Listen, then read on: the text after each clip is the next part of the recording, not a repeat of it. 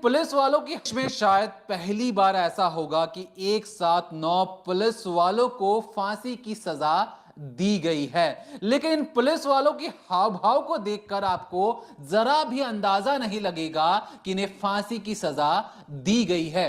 Police वालों के बीच में और खुद पुलिस वाले खड़े हैं, हंस रहे हैं, आरोपी हैं और इन्हें बकायदा कोर्ट ने डांटा है, फटकारा है और इन पुलिस वालों ने इतनी हिम्मत दिखा दी कि इन्हें लगा कि इन्हें कोई रोका टोकी कैसे कर सकता है। और इन्हें एक चीज और भी पता है कि कोर्ट के साथ किस तरीके से खिलवाड़ करना है, क्योंकि अभी तो निचली अदालत का फैसला आया है कि फांसी की सजा इन्हें मुकर्रर की जाती है। अभी तो हाई कोर्ट जाना है, सुप्रीम कोर्ट जाना है और इसलिए इनके 32 दांतों वाली जो हंसी है, सीढ़ी चढ़ते हुए पुलिस वालों के बीच में खड़े होकर ये लगातार हंस रहे हैं, मजाक बना रहे हैं, क्योंकि इन्होंने लॉकअप के अंदर जिस तरीके से दो मासूमों की जान ली है वो किसी से छिपी नहीं है। बताएंगे इस डिकोडिंग क्राइम के जरिए कि एक पिता और बेटे को उसके पैंट को उतारा गया, उसकी लुंगी को उतारा गया और उसे लकड़ी पर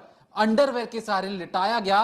दो तरफ आगे पुलिस वाले खड़े थे, दो पुलिस वाले पीछे खड़े थे और एक पुलिस वाला डंडे से मारे जा रहा था लगातार। पिता को डायबिटीज था, जो बेटा था वो अपने पिता को बचाना चाहता था और पुलिस वालों ने उस बेटे के रेक्टम में अंडरवेयर को उतारकर उसके रेक्टम में पुलिस या डंडा दे दिया। और ये जो मैं सारी चीजें आपको बता रहा हूं ये बिल्कुल चार्जशीट में भी मेंशन है, जिसके बाद जब कोर्ट को ये सारी चीजें पता लगती हैं तो कोर्ट को भी परेशानी होती है कि जिन लोगों की सुरक्षा करने के लिए होना चाहिए था और रात के 1:30 बजे थाने को बंद कर दो लोगों को मौत के घाट उतार रहे थे। और जो वजह है उस वजह को जब आप सुनेंगे, हम इस डिकोडिंग क्राइम के कमेंट सेक्शन में भी उस चार्जशीट को जिस पर आरोप लगा है उसको कमेंट सेक्शन में पिन भी कर देंगे ताकि वो तमाम लोग उसे पढ़ें, जाने कि खाकी वर्दी पर अगर आपने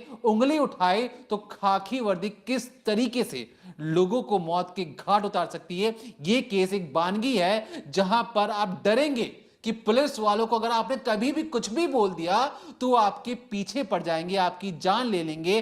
फांसी की सजा मिलने के बाद कुछ इसी तरीके से हंसते खेलते रहेंगे और इन्हें अपने किए का बिल्कुल भी पछतावा नहीं होगा। जानेंगे इस डिकोडिंग क्राइम के जरिए 9 पुलिस वालों की कुंडली कि किस तरीके से उन्होंने एक के बाद एक कई झूठ बोले। कोर्ट में सीसीटीवी फुटेज दिखाएंगे जहां पर पहली बार आप देखेंगे कि किस तरीके से जो पुलिसिया जो झूठ है बेनकाब होता है इस डिकोडिंग क्राइम के जरिए। तो ये जो पूरी वारदात है आपने हर जगह देखी होगी और सुनी होगी, लेकिन आज डिकोडिंग क्राइम में आप वो असली वजह जानेंगे कि किस लिए उन 9 पुलिस वालों ने इस हत्याकांड को अंजाम दिया। और कायदे से 9 पुलिस वाले थे भी नहीं, वो टोटल 10 पुलिस वाले थे जिन्होंने 2 लोगों को लॉकअप के अंदर मौत के घाट उतार दिया। अभी जो पूरा जो वाक्य है, पूरी जो वारदात है, ये शुरुआत होती है इसकी 18 जून से। लेकिन उसको समझने के लिए आपको सबसे पहले 19 जून 2020 का ये सीसीटीवी फुटेज देखना होगा।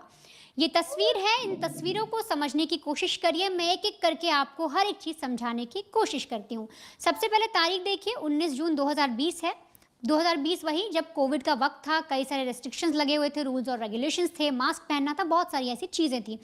अब अगर समय पर नोटिस करेंगे तो 21:42 लिखा है, यानी कि करीब करीब 9:40 के आसपास का समय है। और ये आपको एक दुकान दिखाई दे रही है, यहाँ पर आपको कुछ लोग दिखाई दे रहे होंगे, आसपास से कुछ वाहन जो हैं वो भी गुजरते दिखाई दे रहे हैं। अब इस सीसीटीवी फुटेज में आप देखिए, एक जो शख्स है जिसने वाइट शर्ट पहनी है, वाइट लुंगी पहनी है, उसका नाम है जयराज। वो इसी जो शॉप है उसका ओनर है और वो शख्स आपको यहाँ पर दिखाई दे रहा है। अब इस सीसी फुटेज के आधार पर अगर मैं आपको बताने की कोशिश करूं तो यहाँ पर आपको दिखेगा कि कुछ ही देर पर 2 कांस्टेबल, जिनकी जो खाकी वर्दी है वो सीसीटीवी में साफ तौर पे नज़र आ रही है, वो आकर खड़े होते हैं और वो उस ओनर से, जो शॉपकीपर है, उससे कुछ कहने की कोशिश करते हैं। इसके बाद जो कांस्टेबल है वो लौट जाते हैं आधे रास्ते और शॉपकीपर अपने फ़ोन पर किसी से बात करता है कि अचानक, क्योंकि दूसरी साइड का जो सीसीटीवी पूरी तरह से दिख नहीं रहा है, तो इसमें होता क्या है कि कांस्टेबल आगे बढ़ते हैं कि जो ओनर था, जो जयराज हैं, वो भी पीछे पीछे वो चले जाते हैं। अब इतने के बाद क्या होता है कि दरअसल वहाँ से कुछ बस ड्राइवर्स जो हैं वो गुजर रहे थे, ऑटो ड्राइवर्स गुजर रहे थे, वहाँ पर एक ऑटो स्टैंड भी था। तो वहाँ से एक ड्राइवर उस दुकान के अंदर आने की कोशिश करता है और इस दुकान में कई सारे लोग और मौजूद हैं जो मजदूर हैं। हम आपको आगे बताएंगे कि क्या दुकान थी, कौन थे वो लोग और वो मजदूर क्या करने वहाँ पर आए थे। तो आपको लोग दिख गए। अब ऐसे में एक ड्राइवर जो है वो फ़ौरन देखता है कि जो जयराज है उसे कुछ 2 कांस्टेबल लेकर गए और फ़ौरन उन्होंने जीप में बिठाया और उसे लेकर निकल गए। अब ऐसे में वो घबराता-घबराता अंदर जाता है और अंदर इस शॉप के अंदर जयराज का बेटा बेनिक्स मौजूद था। अब आप ये जो देख रहे हैं येलो रंग की शर्ट है हल्की लेमन शेड की और नीचे एक जीन्स पहनी हुई है, ब्लैक या ब्लू रंग हो सकता है, तो वो बेनिक्स है और उसको बताया जाता है कि देखो तुम्हारे पिता को कोई उठा कर ले जा रहा है, अचानक हुआ क्या? और ऐसे में बेनिक्स जो है आप सीसीटीवी तस्वीर में देखिए वो देखता है उन मजदूरों के साथ जो लेबर खड़े हैं वहाँ पर उनके साथ और फ़ौरन बाहर निकलता है फिर आगे जाने की कोशिश करता है। लेकिन इतने में उसे समझ में आता है कि जो पुलिस की टीम है वो उसके पिता को लेकर चली गई है, वो उन्हें पैदल फ़ॉलो नहीं कर पाएगा, वापस लौटता है और फ़ौरन एक जो वहाँ पर जो लोग थे, जो साथी थे, वो एक बाइक लेते हैं और बाइक को जैसे घुमाया जाता है उसके बाद बेनिक्स उस पे बैठता है और वो बाइक भी वहाँ से चली जाती है। अब ये जो पूरा वाक़या आपने समझा, यहाँ पर एक पिता जयराज जो हैं, वो पुलिस स्टेशन ले जाए जाते हैं पुलिस के द्वारा और पीछे-पीछे उनको फ़ॉलो कर रहा है उनका बेटा बेनिक्स। लेकिन आखिर अचानक से पुलिस क्यों इस जगह पर पहुंचती है, अचानक से जयराज को क्यों उठाया जाता है, उसकी कहानी शुरू होती है 18 तारीख से। 19 तारीख से एक दिन पहले रात को करीब 8:30 बजे जो पुलिस वाले हैं वो उस जगह पर गश्त कर रहे थे, हर एक इलाके की छानबीन कर रहे थे और देख रहे थे कि कौन शख्स ऐसा है जो